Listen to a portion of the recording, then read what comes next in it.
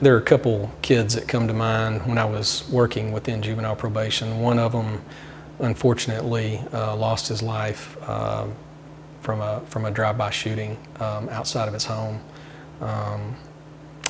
Just a terrible situation. Life is more than random events that happen to us from one day to the next. We're caught up in a story, one that God has been writing from the beginning of time. Stories of darkness and light, brokenness and redemption. They show us who He is and how much He loves us. They're the stories of our lives, and if we let Him, He'll use them for His glory.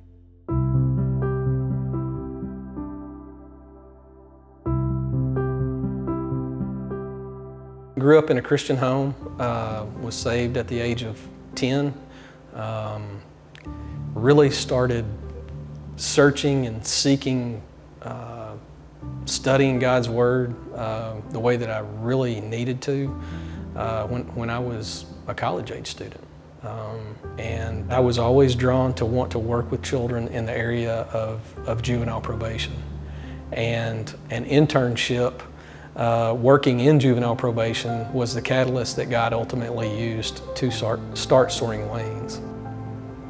When I was working with the children in juvenile probation, I had some that were on electronic monitor.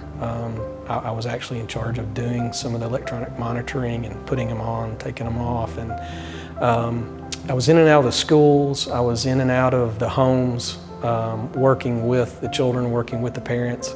And I just realized that, you know, there were just so many broken families out there, and that a lot of these children just needed a good, godly Christian home for an extended period of time. There's another young man that comes to mind, and I just remember the dysfunction that was there within home. Mom and dad both equally dysfunctional. I remember, you know, holding that kid, him weeping, saying, I just want to be back with I want my mom and dad to get together. And unfortunately, I had to be the one to tell him that most likely, you know, that wouldn't happen. But that also gave me the opportunity to share that Christ loves him, and that Christ has a purpose for him, and that, you know, God is a Father that will never leave you. But I would say that really impacted me to want to pursue starting a children's home. You know, struggles of getting it going. I was certainly a young guy. Didn't have board building experience. Didn't have fundraising experience. Administrative experience. You know, supporter relation experience. There were so many areas that I looked at and just felt like, man, I'm underqualified, you know, to attempt something like that.